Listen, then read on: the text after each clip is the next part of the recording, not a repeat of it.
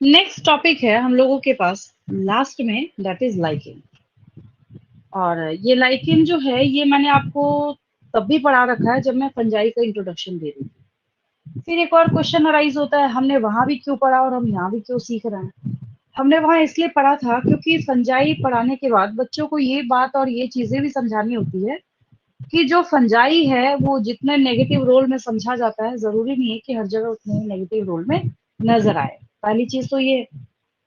तो ये लाइकेन जो है ऐसे पैचेस के तौर पे आपको नजर आएंगे, एल्गी और फंजाई का एसोसिएशन होता है।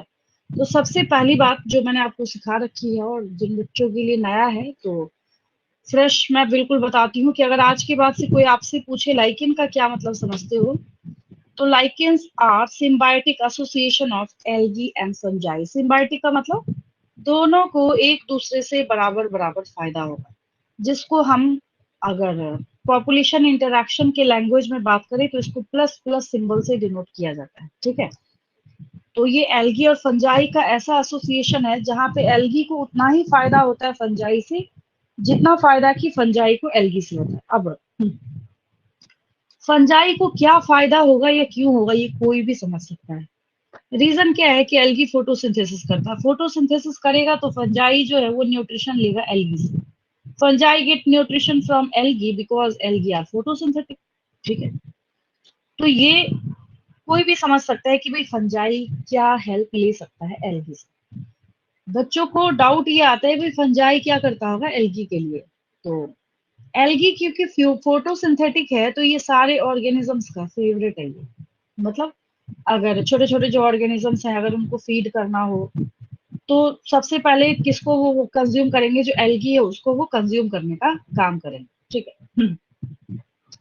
तो जिसकी वजह से ये जो आपको यहाँ पे नजर आता है लाइकेन, तो लाइकेन में स्पेशल चीज क्या है या इसकी स्पेशलिटी क्या है कि फंजाई इमरजेंसी कंडीशन के लिए, कब के लिए, सिर्फ इमरजेंसी कंडीशन के लिए न्यूट्रिशन प्रोवाइड करने का काम करेगा। किसको? एल्गी को। मॉइस्चर करेगा उसको। मॉइस्चर क्यों प्रोवाइड करेगा? कभी भी अगर आपने कहीं फंजाई को सर्वाइव या ग्रो करते देखा होगा तो एक चीज याद करेंगे। ठीक है। फंजाई जब कभी कहीं भी सरवाइव किया हो वहां पे स्टिकी जरूर होगा और मॉइस्चर जरूर होगा। तो ये फंजाई भी क्या करता है, एल्गी को बोलता है भाई ठीक है तुम मुझे न्यूट्रिशन दे ही रहे हो, तो ये इसको फ्री फंड में इमरजेंसी कंडीशन के लिए मॉइस्चर प्रोवाइड करने का काम करता है। पहला क्या करेगा, प्रोटेक्शन देगा। दूसरा क्या करेगा, मॉइस्चर प्रोवाइड करेगा। अब कई बुक्स में ऐसा मेंशन करते हैं कि फंजाई कुछ जो न्यूट्रिएंट्स हैं वो अवेलेबल कराता है इसको एल्गी को। ठीक है। क्योंकि फंजाई क्या करेंगे, सोयल के अंदर कोई भी फंगस आपको जितना बाहर ग्रो करता हुआ दिखता है इसमें सोयल के अंदर भी खुद को मेंटेन कराया होता है। ठीक है। तो ये क्या करते हैं, कुछ ऐसे रेयर एलिमेंट्स होते हैं जिसको कि एल्गी अगर लेना चाहे तो वो किसकी वजह से ले पाएगा, फंजाई के एसोसिएशन की वजह से ले पाएगा। और फिर यहाँ पे ये क्वेश्चन अराइज होता है कि अगर कोई आपसे पूछे कि जो यहाँ पे आपको दिख रहा है एल्गी, एल्गल कंपोनेंट, तो एल्गल कंपोनेंट के लिए भी कुछ टर्म बोलेंगे हम लोग। एल्गल कंपोनेंट के लिए हम लोग टर्म बोलेंगे फाइकोबायन, और जो फंगल कंपोनेंट है उसके लिए हम लोग क्या बोलेंगे, माइकोबायंट बोलेंगे। क्या बोलेंगे? माइकोबायंट बोलेंगे। ठीक है। ये देखिए एल्गल कंपोनेंट जो है यहाँ पे अवेलेबल, उसके लिए टर्म है मैंने यहाँ पे मेंशन कर रखा है, दैट इज फाइकोबायंट। और जो फंगल कंपोनेंट है उसके लिए मैंने यहाँ पे लिख रखा है माइकोबायंट। याद रहेगा क्योंकि फंजाई की स्टडी को भी हम माइकोलॉजी कहते हैं। कोई आपसे पूछे कि भाई फंजाई की स्टडी को क्या कहते हैं, तो फंजाई की स्टडी को भी हम लोग माइकोलॉजी ही कहते हैं। और एल्गी की स्टडी को क्या कहते हैं, एल्गी की स्टडी को हम लोग फाइकोलॉजी कहते हैं। ठीक है। ये सेम टू सेम बिल्कुल एज इट इज फोटोकॉपी। ये मैंने जब फंजाई आपको पढ़ा रही थी तो उसका जब इंट्रोडक्शन में दे रही थी वही पेज में लेके आई हूँ। ये आपके नोटबुक में अवेलेबल होगा, ऑलरेडी आपने नोट कर रखा होगा। कोई ऐसा बच्चा हो, कोई ऐसा स्टूडेंट हो जिसके पास नोटेड नहीं हो तो बस एक काम कर सकते हैं कि इसका स्क्रीनशॉट ले सकते हैं।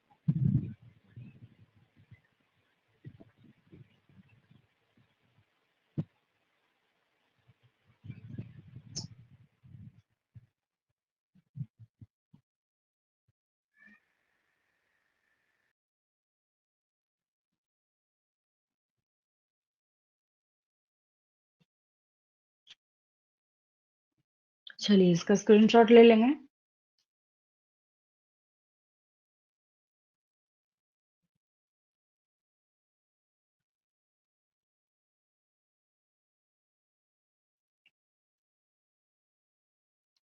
Ma'am done. चलिए अब यहाँ पे कुछ बेसिक पॉइंट्स आते हैं लाइकेन के बारे में, जो कि आपसे पूछा जाएगा और आपकी एनसीईआरटी बुक में नोट भी कर रखा है, दे भी रखा है।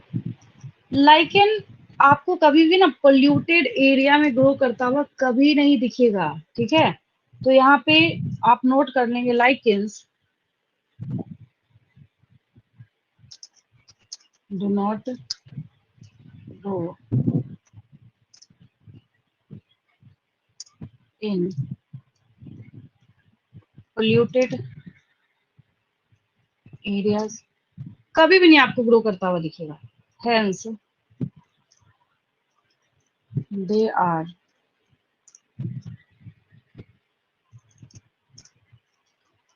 referred as pollution